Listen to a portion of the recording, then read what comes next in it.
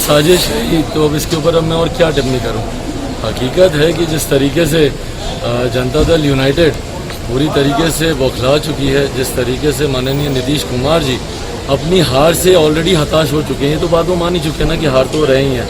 जिस तरीके से ओपिनियन पोल्स या सर्वे जो उनके इंटरनल हो रहे हैं उसमें ये बात स्पष्ट है कि मुख्यमंत्री हारे हैं। अब उसके बाद मेरे ऊपर व्यक्तिगत आरोप करें, जो बोलना है बोलें। देखिए, मैं अपने लक्ष्य से मैं भटकने वाला नहीं हूँ। मेरा लक्ष्य है बिहार को फर्स्ट बनाना, मेरा लक्ष्य है बिहार में सिर्फ विकास की बातें करना। ये लोग नैरेटिव बदलने की कोशिश कर रहे हैं, डेवलपमेंट की बात चल रही है, इनको पसंद नहीं आता कि भैया रोजगार की बात क्यों हो रही है, पलायन की बात क्यों हो रही है। तो ये लोग नैरेटिव को बदलने का प्रयास कर रहे हैं कि भैया चिराग के ऊपर। अब मुझे क्या इस बात का भी प्रमाण देने की जरूरत है कि मेरे पिता के जाने से मुझे कितना दुख है? नहीं है, ये मुझे नीतीश कुमार जी को बताने की जरूरत पड़ेगी।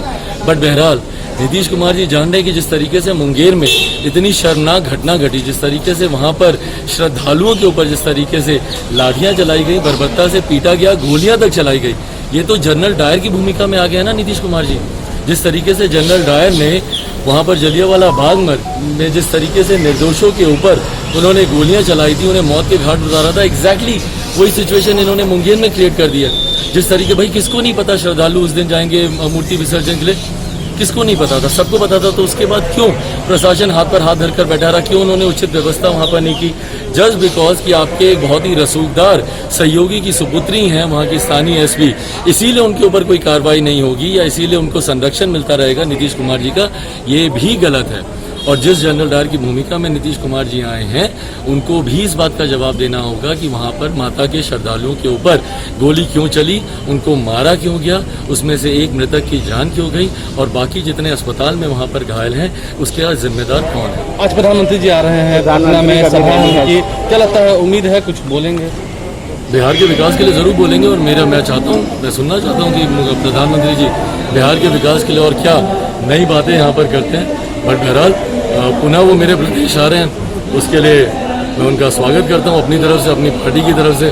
2014 के बाद पहली बार एक ऐसा मौका है जहाँ पर वो मेरे प्रदेश आ रहे हैं और मैं उनसे राजनीतिक परिस्थितियों की वजह से मिल नहीं पा रहा, तो उनसे मिलना नहीं मिल पाना जरूर मुझे थोड़ा सा करता है। बट बहरहाल प्रधानमंत्री जी का स्वागत है। आपकी सवाल यह है कि जब प्रधानमंत्री पद के लिए नरेंद्र मोदी का चयन हुआ था, उस वक्त इसी जेडीयू पार्टी ने गठबंधन को तोड़ दिया था और आज फिर से प्रधानमंत्री के साथ मंच साझा करके 2014 में भी मौजूदा मुख्यमंत्री की प्रधानमंत्री बनने की ख्वाहिशें थी।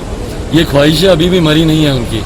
आज भी वो किसी ना किसी चुपचाप तरीके से इस साठगांठ में है। देखिए, एनडीए में रहकर तो प्रधानमंत्री के दावेदार बन नहीं सकते। एनडीए में रहकर जिस तरीके से मौजूदा प्रधानमंत्री जी का वर्चस्व अभी जिस तरीके से चल रहा है, जनता में जिस तरीके से उनकी लोकप्रियता, तो इस गठबंधन में रहकर उनके लिए बनना संभव नहीं है। इसीलिए वो निरंतर प्रयास करते हैं कि कैसे विपक्ष के साथ मिलकर, और इस बार भी मैंने सुबह ट्वीट भी किया और इस बात को मैं पूरे गंभीरता के साथ मैं कहता हूं कि एक एक वोट जो जनता दल यूनाइटेड को जाएगा, जो नीतीश कुमार जी को जो जाएगा एक एक वोट, वो नीतीश कुमार जी बाद में पुनः महागठबंधन के साथ, जैसे 2015 में चले गए थे महागठबंधन के साथ, इस बार भी इनकी पूरी तैयारी है। क्योंकि भाजपा इनको वैसे भी अब पूछ नहीं रही है, सम्मान नहीं दे रही है, पोस्टर बैनर होर्डिंग से इनको निकाल दिया गया, इनकी तस्वीरों को हटा दिया गया। कुछ दिन पहले तक यही मेरे लिए बोलते थे कि भैया प्रधानमंत्री की तस्वीर का आप इस्तेमाल नहीं कर सकते, अब खुद प्रधानमंत्री जी ने इनको अपनी तस्वीरों से निकाल दिया।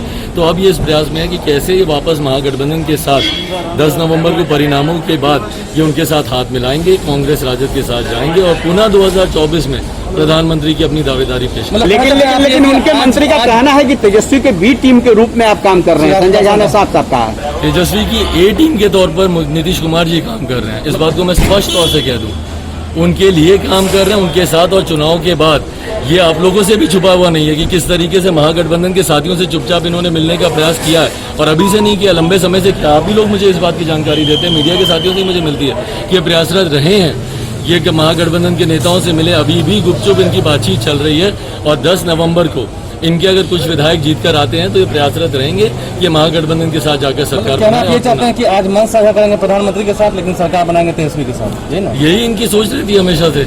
ये जिनका साथ देते हैं 2014 में, जिनके खिलाफ 2014 से पहले जिनके खिलाफ थे, लालू जी के खिलाफ थे, उसके बाद उन्हीं के साथ मिलकर सरकार इन्होंने बनाई और उसके बाद हमारे प्रधानमंत्री जी के खिलाफ थे, आज उन्हीं के साथ मिलकर मन साझा कर रहे हैं। तो जिनके साथ ये रहते हैं उन्हीं की पीठ में छुरा। क्या कोविड-19 की वजह से आपकी पढ़ाई भी थम गई है? ईस्टर्न इंडिया का सबसे विश्वसनीय नाम मेंटोस एड्यूसर्व आपके लिए लाए हैं मी डिजिटल। ये सिर्फ ऑनलाइन क्लासेस नहीं है, ये है एक वर्चुअल क्लासरूम प्रोग्राम। आपको मिलेंगी क्लासरूम कोर्स की ऑलमोस्ट सारी फैसिलिटीज। अपने राज्य में ही रहकर बेहतरीन तैयारी करने के लिए मीट डिजिटल से जुड़कर अपनी पढ़ाई ऑनलाइन करें और कोरोना वायरस की स्थिति सामान्य होने के बाद इसे रेगुलर क्लासरूम में कन्वर्ट कर लें। मीट डिजिटल को गूगल प्ले स्टोर से आज ही फ्री डाउनलोड करें। लेटेस्ट खबरों के लिए देखते रहिए MUZ न्यूज और ताज़ा अपडेट पाने के लिए चैनल सब्सक्राइब करना ना भूलें।